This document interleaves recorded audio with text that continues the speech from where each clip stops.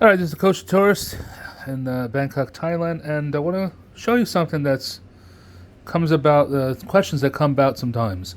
What do you do if you have some sort of food you want to heat it up, and you don't have a microwave? Huh?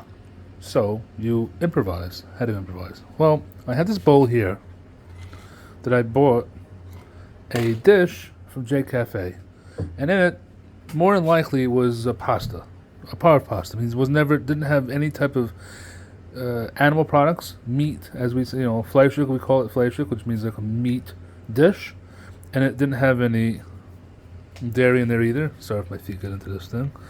Um, but I'm not 100% sure if that was the case because there is a salmon dish I've gotten in the past that does have cheese in it, and it may be that I had. This is one of my older bowls that I've kept around, so I could reuse it. And sometimes with that pasta, I put tuna in it, so that's not an issue. But the issue is I may have put cheese in it. I don't remember. Actually, if I put cheese, truth, it was probably cold, so I don't think it would be an issue.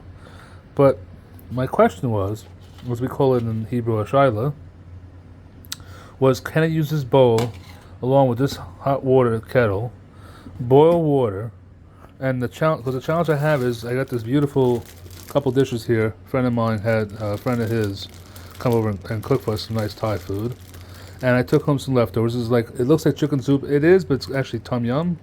I'm just not 100% sure what it is. I think it's just like some eggs scrambled. I have to figure it out, and that's like rice. Doesn't look so great, but the rice not such a big issue. Neither is the egg type of thing. The chicken also here. Again, I'm gonna eat cold, but the soup, I'm not gonna have no cold soup. So I'm trying to think, what can I do to have warm soup? Now I don't have a microwave here, so I can't microwave it. And even if I could microwave it, I have to kosher the microwave oven. There's different opinions. Some say you can, some people say you can't. Or I would have to go downstairs and ask one of the staff, which they're very lovely staff, and I'm sure wouldn't have a problem if they have a staff microwave, and could I use the staff microwave? Now, really, to kosher a microwave, there's a few people hold by, some don't. You take a cup like this, you put water in it, cold water. You first of all, actually, I'm sorry, you would clean it out. Preferable if the microwave hasn't been used in 24 hours, so it becomes what they call Aina Ben Yomo, which means it hasn't been used for any products within 24 hours, so it sort of doesn't have such a status.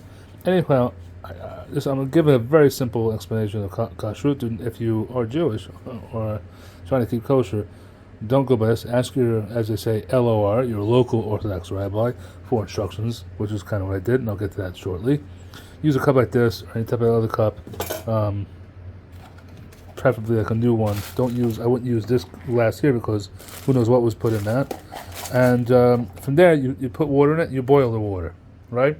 And first of all, again, you clean out the microwave first, you boil the water, then I would suggest, then what you do is you put it in one spot in the microwave, pour it out, take water again, fill up the cup with water again, put it into a different spot in the microwave. So this way all the parts of the microwave get hit. Basically what you're doing is you have the steam the microwave up, and that kind of sort of takes the, trying to think of the words, we call it blias, but I don't know if it takes the blias. The blias means like tom means taste, or which it gets imparted into the microwave when certain things are done within the microwave.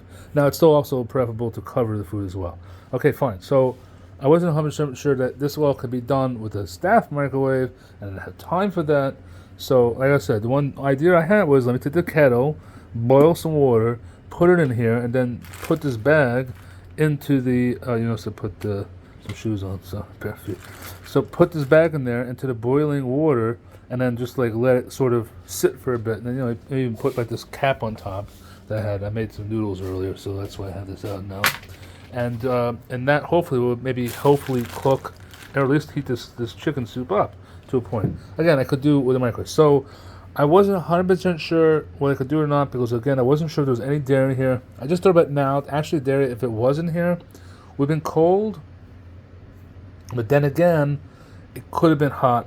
It's a very likely possibility that this was a salmon bowl that had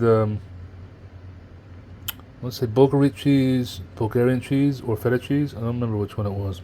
Because I haven't got that dish a lot, but I did get it not too well. Actually, last time I had it was in the cafe and didn't have it in a bowl.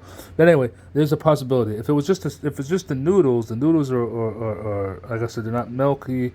They don't have any milk products. They didn't have any meat products, and it was parve, what we consider parve. So just like something like a parve steak means it's not here or there. It's just parve. Fine, like a neutral status, right? So it's neutral. Now this hasn't been used in quite some time, so it probably is neutral. And it's also plastic. I don't know if it really absorbs. Anyway. So the rabbi spoke to my rabbi, shout out to Rabbi Yeshua Wexler.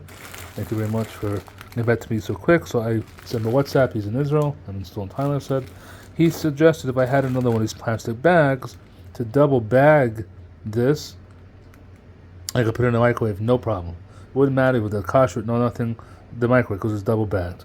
So I said, I have this chicken here, which is cold, was never hot. It was hot, even if it wasn't, I don't know.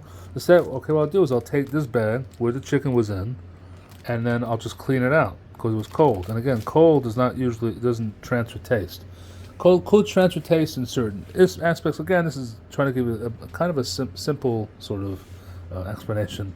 There's so many different, again, if you have questions, just like even though I've been doing this for many, many, many moons and many years, although I haven't been cooking in a hotel using a kettle and trying to boil water and heat up food that way. But I learned a number of different things of kosher and different things. But I still ask my rabbi. Okay, it's not a local Orthodox rabbi, but again, it is past midnight, and I do trust his opinion. Also, I learned kashrut with him. He kind of knows me a little better, and I just thought it was easier to sort of discuss with him and explain. Maybe I could ask the rabbi over here, but again, it's quite late and to discuss. I don't know. So what I could do, and I'm probably going to do tomorrow, or never eat it. I'm not sure. Well, probably tomorrow because it's going to last that much longer. Is I'll take this bag. I just washed it out. It's a little funky looking. I'll turn it back inside out. I'll slip this bag into there, and either I'll go downstairs and use the microwave, and instead of using this bowl, because that would kind of defeat the whole purpose. If I don't know if this is milk or meat, well, it's not meat. I don't know if it's parve, like it's a neutral status, or what had milk in it before. So I'll use a cup like this to drink the soup out of. Drink or just use the spoon, and that's it. Yep, so I just thought I'd share a little tidbit with you, since again I am called a kosher tourist, so I want to kind of give you some of the, to kind of go through some of the challenges that we go through as a kosher tourist. Even though I'm in Bangkok, and I could have went, and I was going to go earlier to get a pizza, unfortunately for some reason, either it's just not working anymore, or they took it off the site. The dairy restaurant has Food Panda, but the only thing they had available was delivery. I just didn't want to deal with delivery. I like to actually go there and pick the stuff up. But then I was like kind of busy at work, so maybe I should have done delivery. Because also I had to go there anyway to the store and pick things up. Like sometimes I want to get a couple different things. So I'm staying here a bit longer than I was. Anyway, whatever. It is what it is. So I didn't get there, and so now I have to kind of figure out how to deal with this type of stuff. And I wasn't going to take the soup because I think, how am I going to heat the soup up? Yeah, I can eat cold chicken, eat some kind of cold rice, and then this sort of egg type of thing. I think it's egg. I still don't even know. I should have asked. But how am I going to eat cold soup? Like, that's just a little strange. Actually, a lot of people think I'm kind of strange to eat a lot of different things cold. Like, the noodles come hot, but even cold. Or I have like chicken also in here. I have like other chicken down below in the refrigerator. This little small. That's another thing too. It's been very much a challenge. This little baby refrigerator.